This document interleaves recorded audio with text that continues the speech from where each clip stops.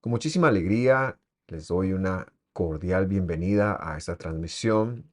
Hoy estamos viendo por tercer año, sí, ya 3 años de estar viendo las porciones. Hoy nos toca la porción de Toldot, que esta quiere decir nacimientos, y comprende los capítulos 25 de Génesis, desde el versículo 19 hasta el capítulo 8, versículo 9. Y es que esta división está a veces un poquito distancia de cómo nosotros los occidentales lo haríamos, pero por ser temáticas, las porciones del Pentateuco se dividieron para ser temáticas y transmitirnos un mensaje.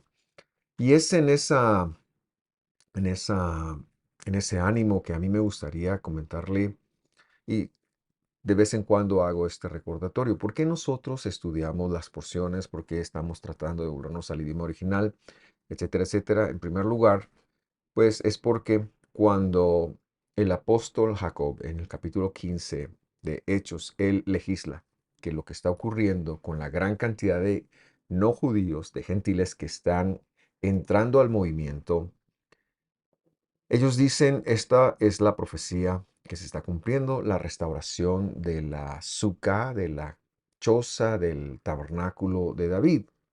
En nuestros tiempos se lo interpretó como que eso tenía que ver con alabanza.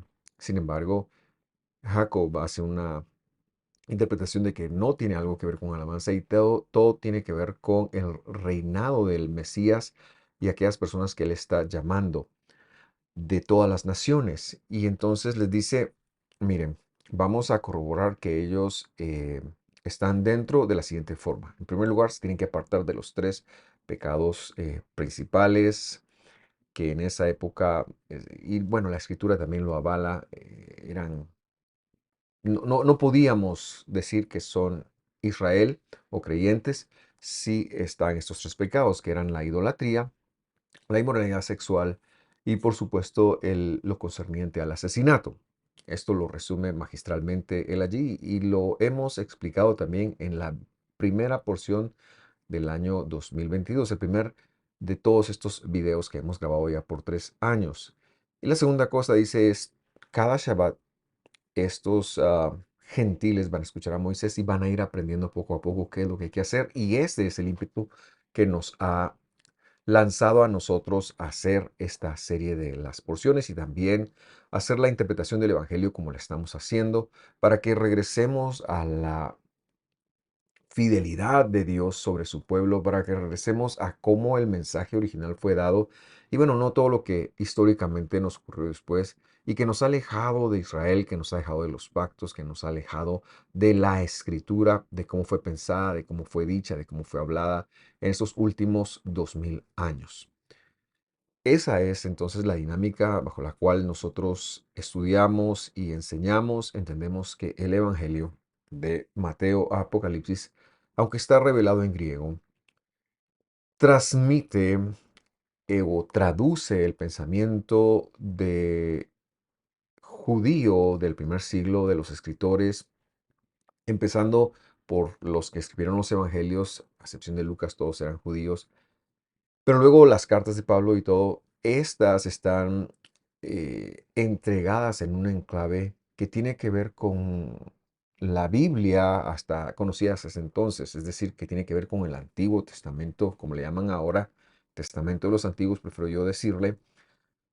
Tiene que ver con todo lo que ha sido revelado desde Génesis a Malaquías y por ende no puede entenderse como se hubiera entendido en Grecia, porque entonces pues nace una religión muy, muy distinta, muy alejada de las cosas de Dios. Pero también decimos que los receptores de esta primera entrega, muchos de ellos no la quisieron, sino que bajo la enseñanza farisea la resistieron.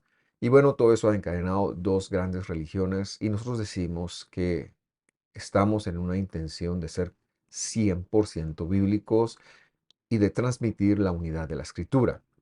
Por esta razón, yo le invito a que usted estudie con nosotros desde nuestro canal de YouTube en youtube.com/Visión de Femisco, porque esa es como el estilo que nosotros utilizamos para estudiar. Ese es el prisma que nos dirige a nosotros para estudiar.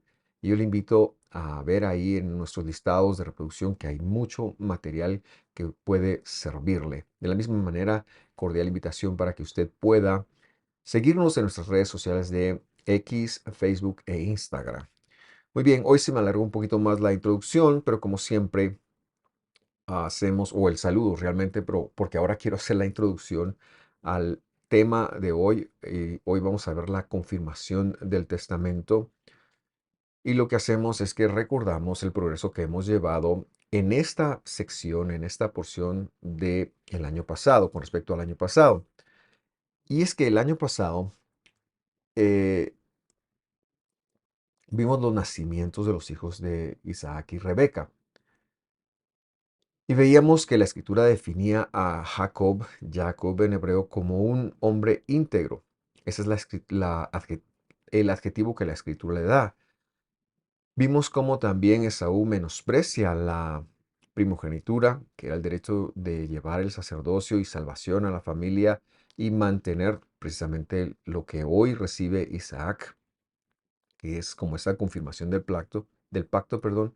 Y aterrizamos en que el apodo de engañador no se lo da la escritura a Jacob. La escritura le ha llamado un hombre íntegro, sino que ese apodo se lo da su hermano, porque ha sentido que fue suplantado. En síntesis, hemos visto ya en los últimos 2 años el capítulo 25 y hoy vamos a ver el capítulo 26. Empezamos desde el versículo 1 y yo le invito a usted para que me acompañes de ahí. Bereshit, Génesis 26:1, dice así: Y hubo hambre en la tierra, además del hambre anterior que había ocurrido durante los días de Abraham. Entonces Isaac se fue a Gerar, donde vivía Abimelech, rey de los filisteos. Y creo que es importante, por lo que vamos a compartir, establecer cuál es el contexto en el cual Isaac se está desenvolviendo. En primer lugar, antes de morir su madre, él vivía en Kiriat Arba, es decir, en Hebrón, como se iba a conocer después en la escritura. Luego, la misma escritura nos narra que se mueve a un pozo cercano a Kadesh, es decir, al sur de la tierra de Israel, que después sería conocido como Judá. Pero hay hoy dos factores que yo quisiera mencionar para que nos aclaremos dónde está y por qué esto es importante. En primer lugar, la muerte de su madre desencadena toda una nueva vida para Isaac. Su papá se vuelve a casar con Ketura, o Setura traducen, y luego tiene hijos y se lo narra a él como teniendo otra familia. Y esto sucede paralelamente cuando Isaac se casa con Rebeca y ellos no pueden tener hijos en los primeros 20 años de su matrimonio. Sin embargo, también leemos que su papá envía a sus medio hermanos lejos para preservar la simiente en Isaac. Y esta palabra de simiente es muy importante y es algo que vamos a ver hoy porque tiene todo que ver con el propósito de Dios de venir a la tierra. Y por lo tanto, Isaac recibe todo lo que necesita para cumplir ese propósito. Estamos parafraseando algo que se está desarrollando paralelamente a nuestra historia. Otro dato muy importante es que cuando Abraham muere, Isaac ya tenía 75 años. Es decir, no era un muchacho. Y a esa edad sus hijos ya tendrían unos 15 años. Por lo tanto, los eventos que se han narrado en el capítulo 25 a partir del versículo 19 son posteriores a lo que vamos a ver hoy. Porque la Torah, en la escritura, las porciones no fueron entregadas de una forma cronológica, sino temática. Y esto es algo que nosotros necesitamos ir interpretando de la escritura, porque si no nos podemos perder o podemos pensar que ella misma se está contradiciendo. Pero eso está lejos de la verdad, porque acá va a tratar otro tema. Ha tratado en primer lugar el tema de la familia de Isaac, eso fue en el capítulo pasado, pero ahora va a hablarnos de cómo es que él recibe la confirmación de lo que Abraham, el propósito, el seguimiento de lo que Dios le había dado a Abraham, incluso con Abraham todavía con vida. Eso es lo que queremos establecer. Y luego también una tercera conexión podría ser es que hay escasez en la tierra y cuando la hubo, su papá descendió, se fue, emigró de la tierra a donde Dios le había llamado. Erróneamente se fue a Egipto. Dios no quiere que Isaac vaya a Egipto, pero obviamente tiene que comer, tiene que ver eh, de producir, tiene que ver de subsistir y por lo tanto, siendo él un ganadero, emigra, sí, hacia el suroeste, a la tierra de los filisteos y curiosamente repetirá lo que su padre ya había hecho cuando le llama a su hermana a su esposa. Pero ese no es nuestro tema hoy. Solo estoy generando un poco de contexto. Con este contexto ya claro, entonces afirmo, ¿verdad? El 26 ocurre antes del 25-19 en adelante. Solo eso es ya un dato muy importante porque lo que Dios quiere establecer ahora es la relación personal y el propósito del testamento con Isaac, que ha sido llamado a recibir la estafeta. Probablemente todavía Abraham, o seguramente Abraham todavía está con vida cuando esto se da. Vamos al versículo 2. Entonces dice, el Señor se le apareció a Isaac y le dijo, no desciendas a Egipto, habita en la tierra que yo te diré. Como siempre, recordamos que cualquier aparición del Señor antes de la venida de Él mismo, del Mesías, en el Evangelio, tiene que ver o tiene que ser por medio de un mensajero, es decir, lo que nosotros conoceríamos como un ángel o una visión, pero no es que Dios mismo haya venido. Él le dice que no descienda a Egipto. Y señalamos que la escritura da un dato muy curioso con esto de la tierra de Israel y cualquier otra tierra. Cuando se va de la tierra de Israel a cualquier otro lugar, la escritura le llama descender. Mientras que cuando se va de cualquier lugar hacia la tierra de Israel, la escritura le llama ascender. Y esta no es otra cosa más que, no es que la tierra esta sea santa, ¿verdad? No hemos aprendido a leerlo bien, porque realmente lo debemos de leer la tierra de la santidad, la tierra de Dios, su santidad, más que la tierra santa, como muchos le llaman. Hay que ir a la tierra santa. No, esa es la tierra de su santidad, el Mesías, el Rey de Reyes. Es como deberíamos de aprenderlo a interpretar. Pero también quiero decir que Israel, la tierra de Israel, es el prototipo de la Jerusalén celestial. Y por ende, cuando se va de ella a cualquier otro lugar se desciende, mientras que cuando se va de ella a cualquier otro lugar se asciende. Es como leer las escrituras. Cada vez que nosotros leemos las escrituras, nos elevamos y cada vez que nos apartamos de sus mandamientos, descendemos. Luego le dice que también habite, habite o que habita en la tierra que yo te diré, como hemos leído. Y aquí es el verbo shahan, y este es un verbo muy interesante porque está relacionado con habitar segura y confiadamente. No es cualquier habitación, no, es que él lo debe hacer segura y confiadamente. Él le dice, no tengas pena, no vas a tener que descender hasta Egipto, sino vas a poder habitar eh, pacíficamente. De hecho, este verbo da lugar al adjetivo mishkan, que es lo que traducen como, a veces como tabernáculo o santuario, y que es el lugar donde Dios iba a colocar algunos de sus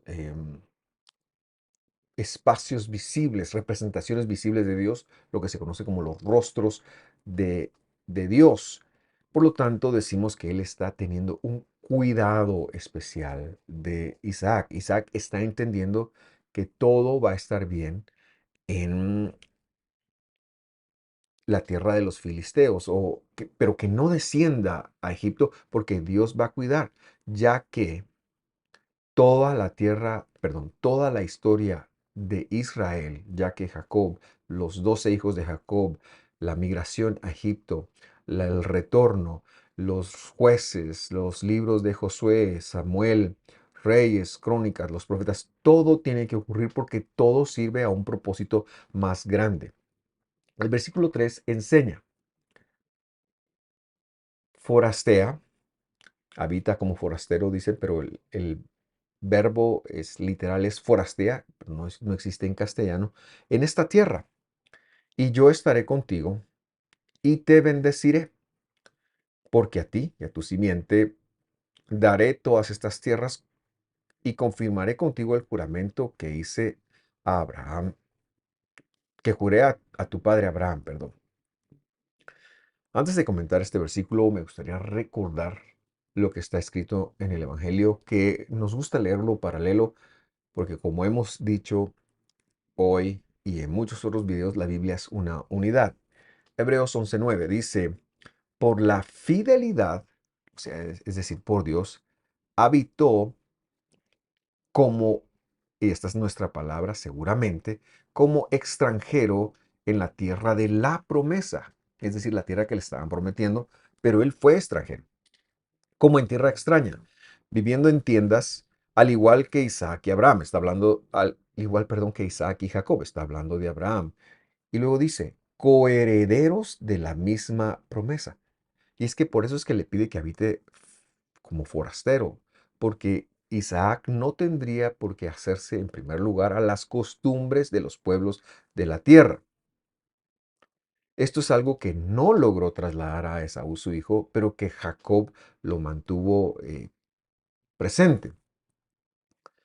Y la idea es que, en primer lugar,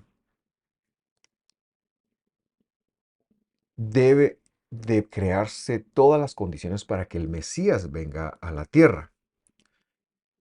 En el Evangelio, específicamente en la carta de Gálatas, nosotros hemos visto cómo la simiente es el Mesías. Y lo que está Dios asegurándose acá con este juramento, con esta confirmación, es que Isaac siga o haga lo que tiene que hacer, a pesar de que la línea es muy delgada al principio, a pesar de que no se ven las muchedumbres de pueblo, a pesar de que tiene que habitar como forastero, a pesar de que vive a merced de lo aparentemente de lo que pueda ocurrirle, pero él tiene que saber que todo sirve a un propósito mayor.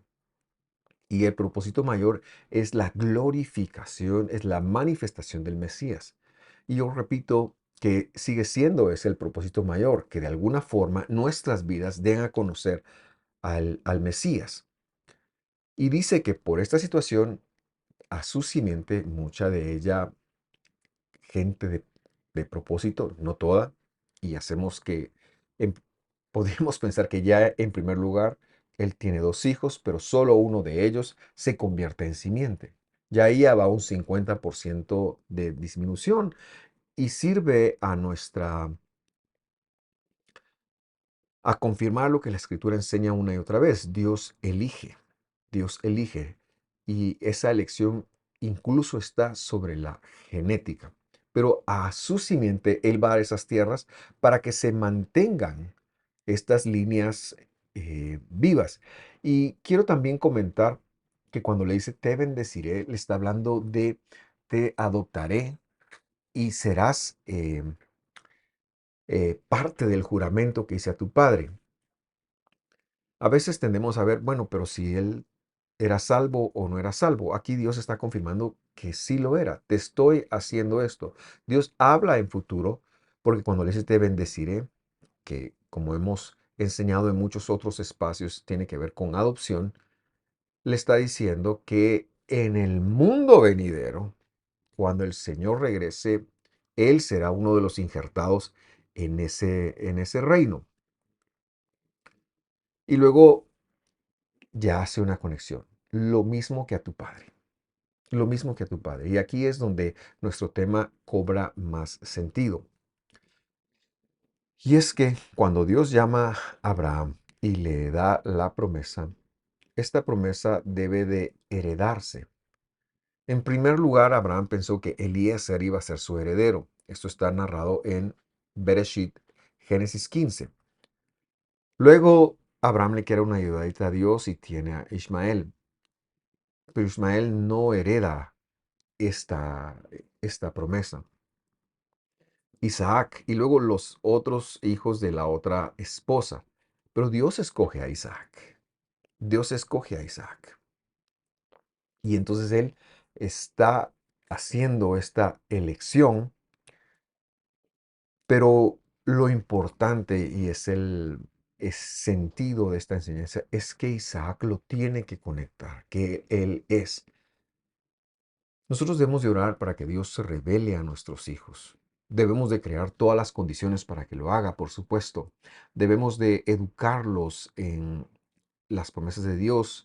Debemos de educarlos en la palabra de Dios. Y en este sentido se cumple lo que Saulo de Tarso, junto con Silas, le dijo al carcelero. Exhibe la fidelidad. Recibe la fidelidad de Dios en tu vida y empieza a exhibirla. Y entonces serás salvo tú y tu casa. Es decir, tú vas a ser una puerta. Y nosotros nos aferramos a esa promesa para la gente que amamos, para la gente que comparte la vida con nosotros. Es precisamente lo que está ocurriendo con Isaac. Isaac está asimilando esto. Y luego llega un versículo muy interesante. El versículo 4 dice lo siguiente. Multiplicaré tu simiente como las estrellas del cielo, y daré por tu simiente todas estas tierras.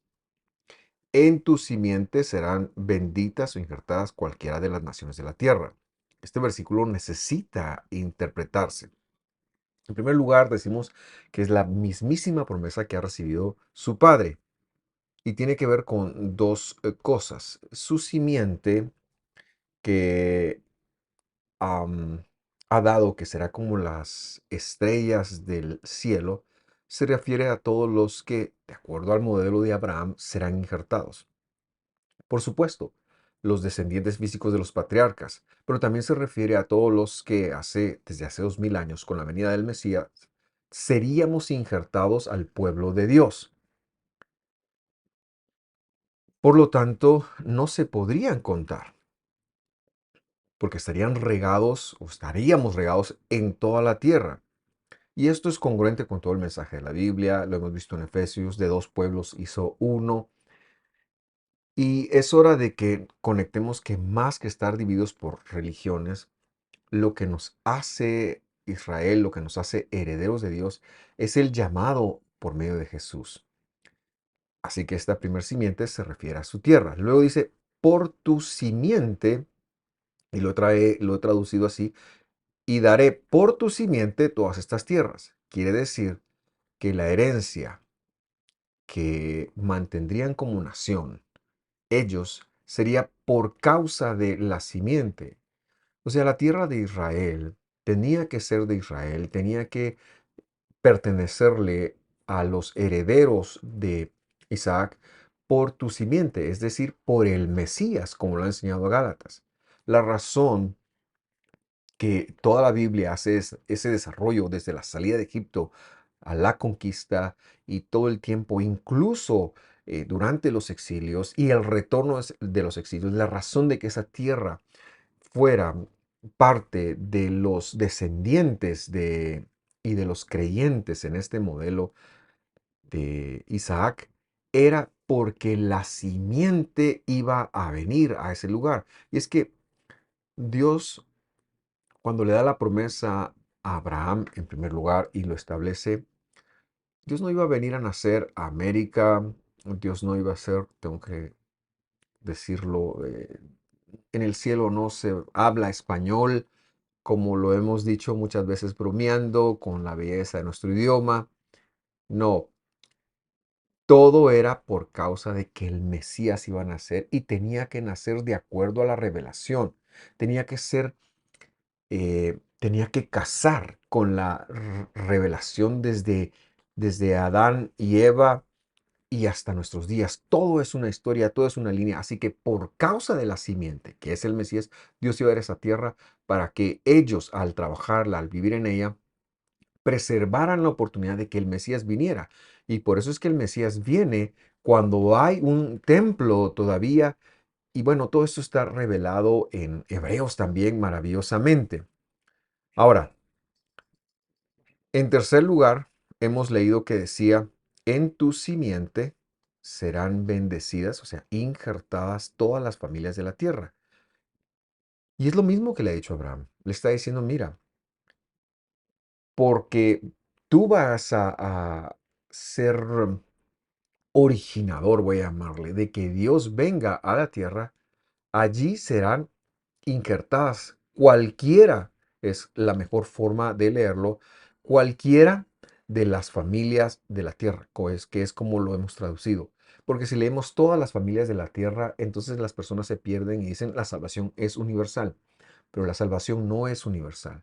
Es una elección que Dios hace y, y de esta perspectiva nosotros tomamos un gran gozo y una gran alegría en haber sido llamados por Dios.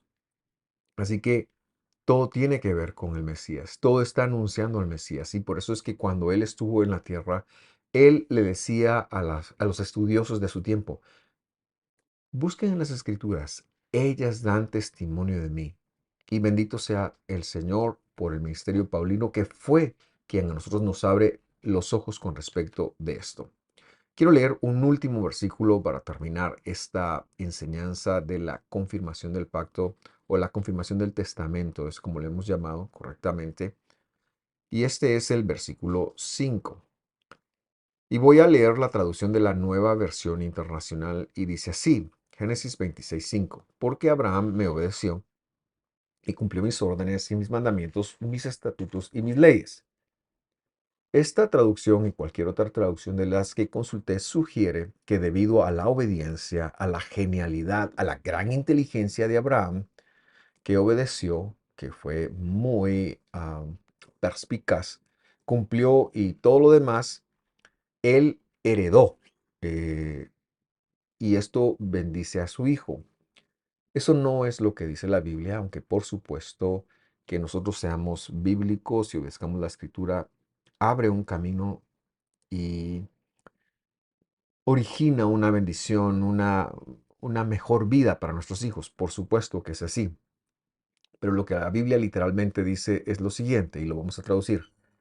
Ekeb, huella que Abraham escuchó en mi voz o por mi voz y guardó mi guardia, Mishmeret, mis competencias, Mishbot, mis promesas, Hukot, y mis instrucciones, Torot. Entonces esto lo queremos explicar.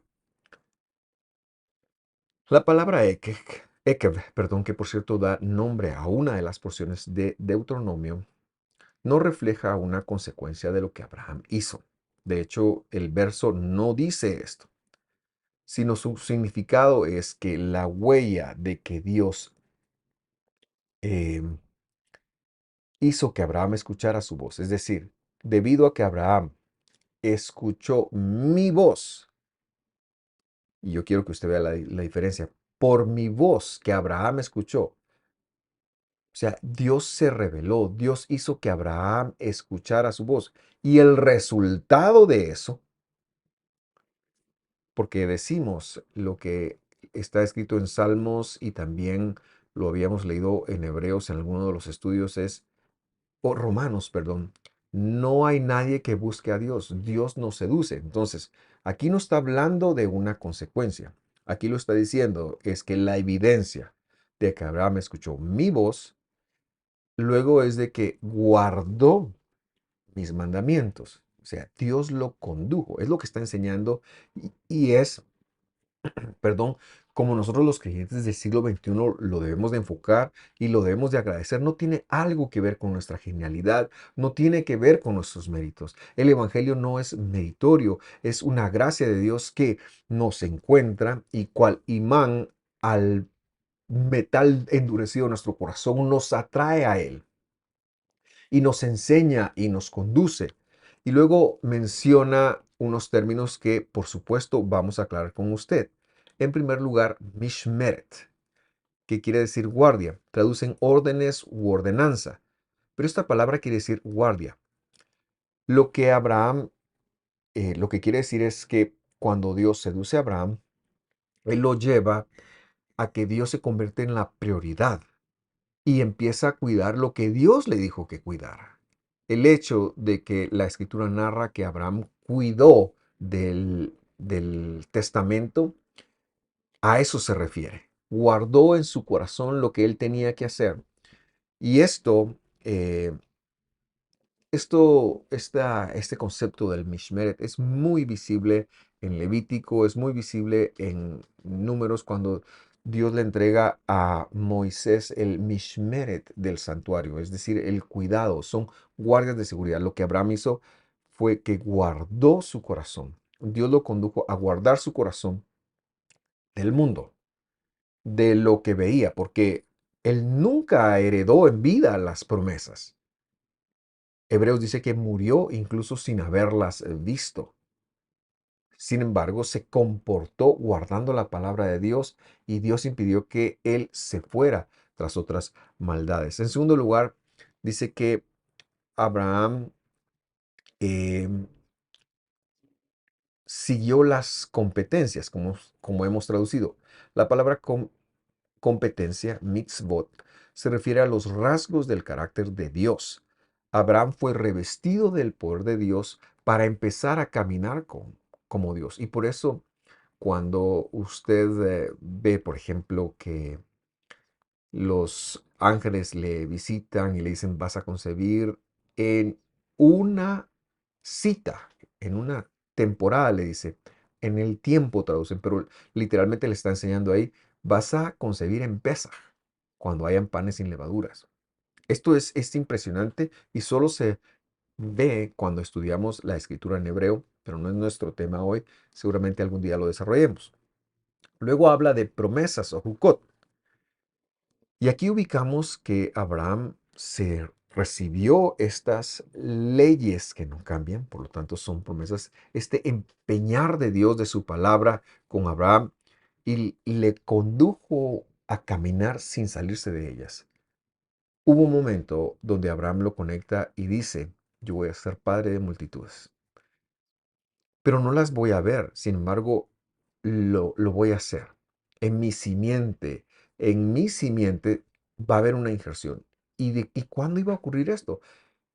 Querido amigo y hermano que me sintoniza, esto todavía no ha ocurrido. Abraham todavía no lo ha visto, pero cuando venga el Señor en la resurrección, él sí que se va a sorprender. Sin embargo, esto fue lo que lo movió en su vida. Hebreos 11:8 enseña, por la fidelidad Abraham, al ser llamado, o sea, es decir, por la fidelidad de Dios, Abraham, al ser llamado, escuchó, dice, saliendo para un lugar que había de recibir como herencia, y salió sin saber a dónde iba. Y decimos, importante la palabra herencia, y siga leyendo conmigo. Por la fidelidad, Dios, es decir, Dios, habitó como extranjero en la tierra de la promesa como tierra extraña, viviendo en tiendas como Isaac y Jacob, coherederos de la promesa. Es decir, nunca heredó. Lo único que Abraham poseyó fue un sepulcro, y esto para garantizar que sus restos esperarían la resurrección. El versículo 10 nos dice por qué. Porque esperaba la ciudad que tiene cimientos, cuyo arquitecto y constructor es Dios. Y decimos, esta ciudad todavía no ha descendido. Esa es la Jerusalén celestial.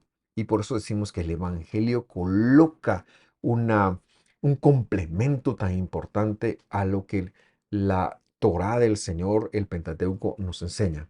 Por último, comentamos la palabra instrucción o Torot que hemos puesto allí. Torot es el plural de la palabra Torah y se refiere a instrucciones. Muchas veces la palabra Torah se ha traducido como ley, pero aunque incluye leyes, por supuesto, es muchísimo más que esto. Registra las promesas, registra las enseñanzas, las formas de vida, todo lo necesario para vivir dentro de la santidad de Dios. Por eso decimos que la Torah lo que refleja es la instrucción de cómo vivir en la palabra de Dios. Dios llamó por fidelidad y por gracia a Abraham y lo capacitó para vivir dentro de su palabra. Eso quiere decir que él guardó sus torots.